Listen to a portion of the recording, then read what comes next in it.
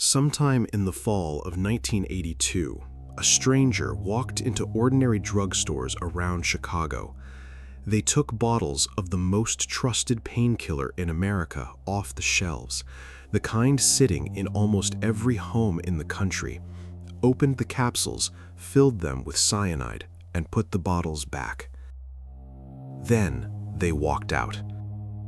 Within 3 days, 7 people were dead, including a 12-year-old girl. It triggered a national panic and changed the way the world packages medicine forever. And more than 40 years later, the person who did it has never been caught. It began on the morning of September 29th, 1982, with something no one would think twice about. In the Chicago suburb of Elk Grove Village, a 12-year-old girl named Mary Kellerman woke up with a sore throat and a runny nose. Her parents did what any parent would do. They gave her a single extra-strength Tylenol capsule and sent her back to bed. Within hours, Mary was gone. She was the first. She was 12 years old, and at the time, no one had any idea why a healthy child had died so suddenly. That same day, in nearby Arlington Heights, a 27-year-old postal worker named Adam Janus came home feeling unwell, took Tylenol for it, lay down, and never woke up. To the doctors who saw him, it looked at first like a sudden heart attack. There was no reason yet to connect a child in one suburb to a young man in another. They were, as far as anyone knew, two unrelated tragedies on an ordinary autumn day. But the same quiet killer was already sitting in medicine cabinets across the city, a bottle on a shelf, a capsule that looked exactly like every other capsule. And the Janus family's grief was about to become something almost too cruel to believe. When Adam Janus died, his family gathered at his home to grieve, the way families do.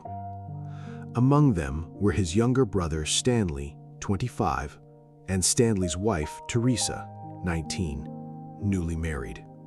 In the middle of that terrible day, worn down by shock and sorrow, one of them reached for a bottle of Tylenol sitting in Adam's home to ease a headache. It was the same bottle. Within that single day, Stanley and Teresa were both gone as well. 3 members of one family, dead in the space of hours from a painkiller sitting on a kitchen counter. It is almost unbearable to describe, and it should be, because it captures exactly what made this case so uniquely frightening. The victims did nothing wrong. They took a common medicine the way tens of millions of people did every single day in the safety of their own homes. There was no dark alley, no obvious danger. The threat was hiding inside something completely ordinary. And by the time the second and third deaths in that family raised the alarm, the poison was still out there, on shelves, in cabinets, indistinguishable from the real thing. The question was no longer just what had happened. It was how many more bottles were waiting. The deaths did not stop with one family. Across the Chicago suburbs, more healthy people were collapsing suddenly, and the toll would reach 7. Mary McFarland, 31. Mary Reiner, 27, who had just given birth. Paula Prince, a 35-year-old flight attendant. 7 people ranging in age from 12 to 35 with seemingly nothing in common. Different towns, different lives, different ages. For a frantic day or two, investigators had a wave of unexplained deaths and no thread connecting them. Then, 2 off-duty firefighters, comparing notes over the emergency radio traffic, noticed the one detail that tied it all together. Every single victim had taken extra-strength Tylenol shortly before dying. It was the kind of realization that turns the stomach, because Tylenol wasn't some obscure product.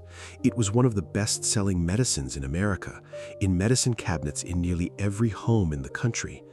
If the pills were the source, then the danger wasn't in one house or one neighborhood. It was potentially everywhere. Doctors tested the capsules from the victims' bottles, and the results confirmed the unthinkable.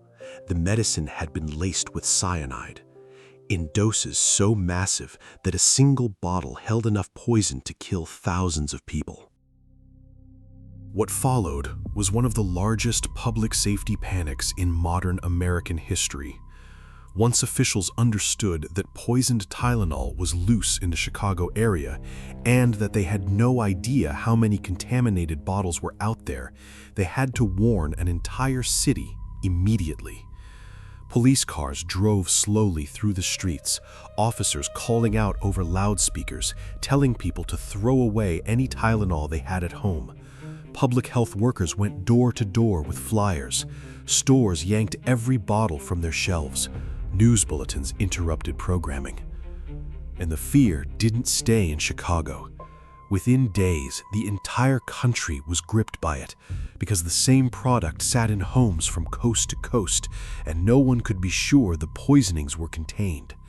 For the first time, ordinary Americans looked at the everyday bottle in their bathroom cabinet and felt genuine dread. Something that had always been safe, trusted, and unremarkable had been turned into a weapon, and the person who did it was still out there, unknown, having walked away without a trace. The panic was not irrational. It was the entirely reasonable response to a horrifying new idea, that a stranger could poison the things we buy, and we would never see it coming. As the investigation raced forward, one question mattered more than any other. Where had the cyanide gotten in? If the poison had been introduced at the factory, the horror could be nationwide, built into millions of bottles. But investigators soon established something that narrowed the nightmare and somehow made it more chilling.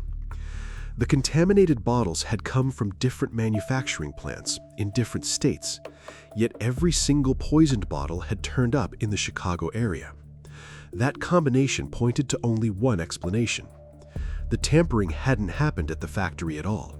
It had happened here, locally, after the product was already on the shelves. Investigators pieced together the method, and it reads like a nightmare. Someone had gone into ordinary grocery stores and drugstores around Chicago, taken bottles of Tylenol off the shelves, opened the capsules, emptied out the medicine, replaced it with cyanide, and then returned the sealed-looking bottles to the shelves, to be bought, taken home, and swallowed by whoever happened to pick them up. It was murder without a target. The killer never chose the victims, never met them, never even knew their names. They simply loaded the shelves and let chance do the rest. And that randomness is part of what has made this case so impossible to solve. Of all the haunting details in this case, one image has never let go of the people who studied it. Paula Prince, the 35-year-old flight attendant, was the last of the 7 to die. And, unlike the others, a piece of her final hours was captured on film. A security camera inside the drugstore where she bought her Tylenol recorded her at the checkout, an ordinary woman buying an ordinary product on an ordinary night.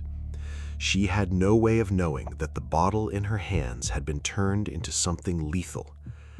Investigators later studied that footage closely because in the background of some frames there appeared to be a figure, a bystander, whom some believed might have been the person responsible, lingering nearby. It has never been confirmed.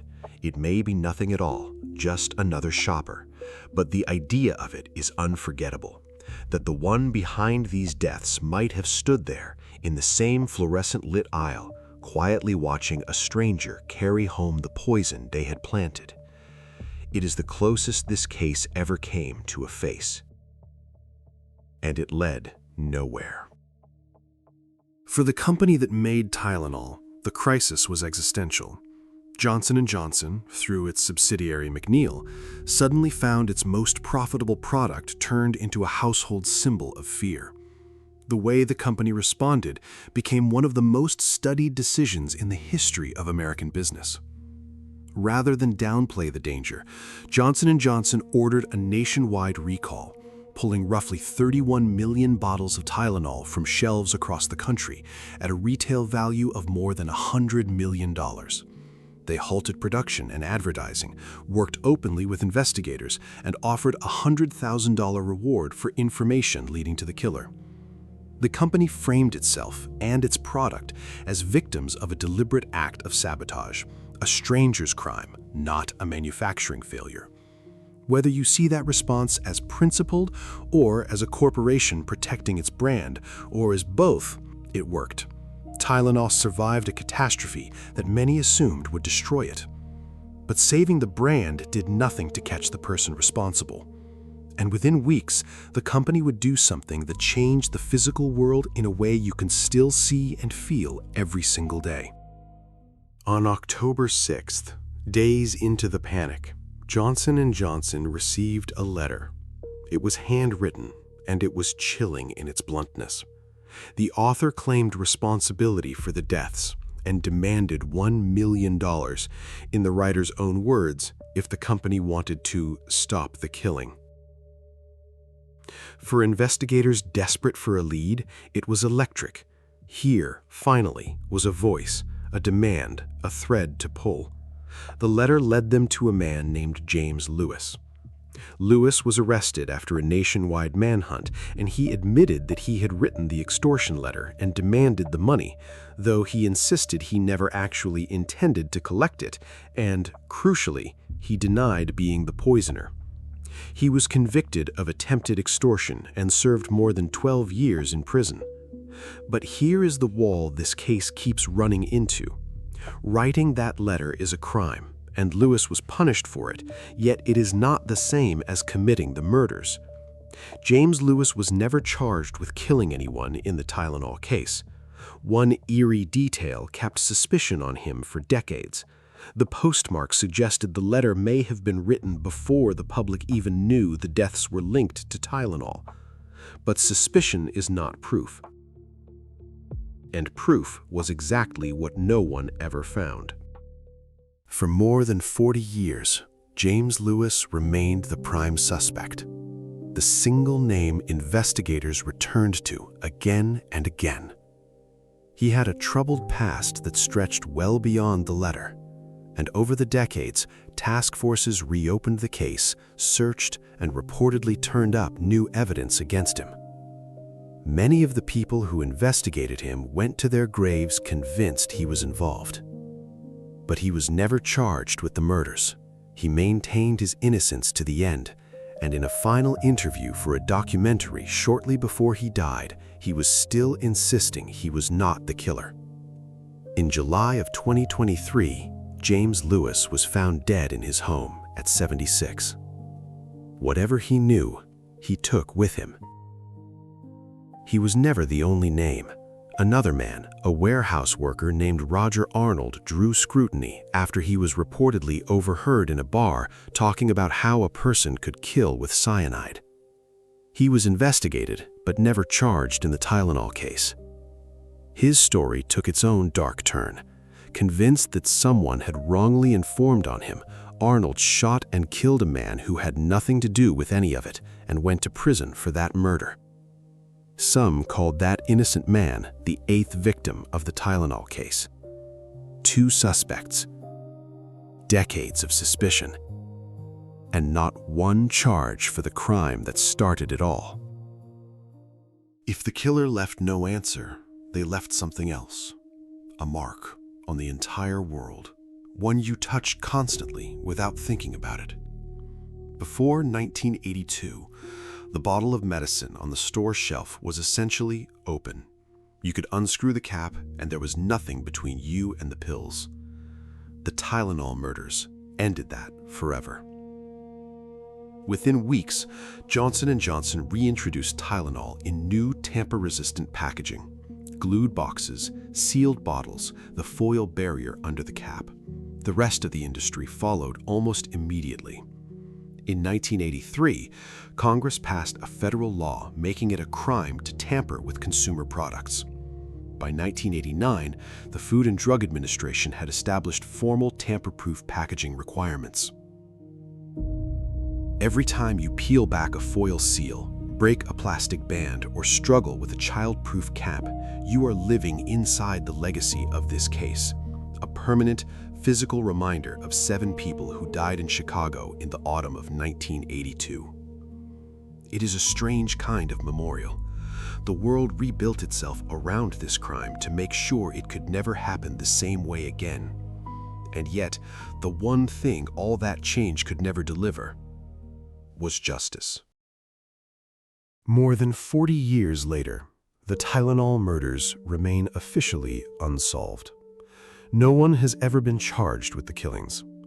The case is still open, still carried by the departments that first worked it, and every so often it stirs back to life.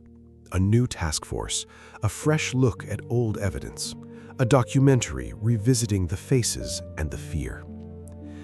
The death of James Lewis in 2023 felt to many like the closing of a door, the prime suspect of 4 decades gone, taking whatever certainty he held with him. For the families of the 7, that door closing without an answer is its own kind of wound. They have lived their entire adult lives inside a question that was never resolved. Who walked into those stores, and why? And how did they simply vanish back into an ordinary crowd and never surface again? The person who poisoned those bottles was never caught, never named with certainty, never made to answer for a single one of the 7 lives they took. They committed one of the most infamous crimes in American history, and then they became exactly what their method required them to be: invisible. That is the quiet horror at the center of this case. It was never about a place or a weapon you could see coming. It was about trust. The ordinary trust we place in the everyday things we buy. The assumption that what's sealed on a shelf is exactly what it claims to be. For a few days in 1982, a stranger turned that trust into a weapon, killed 7 people who had done nothing but reach for a common medicine, and then disappeared so completely that 4 decades of investigation could never draw them back out.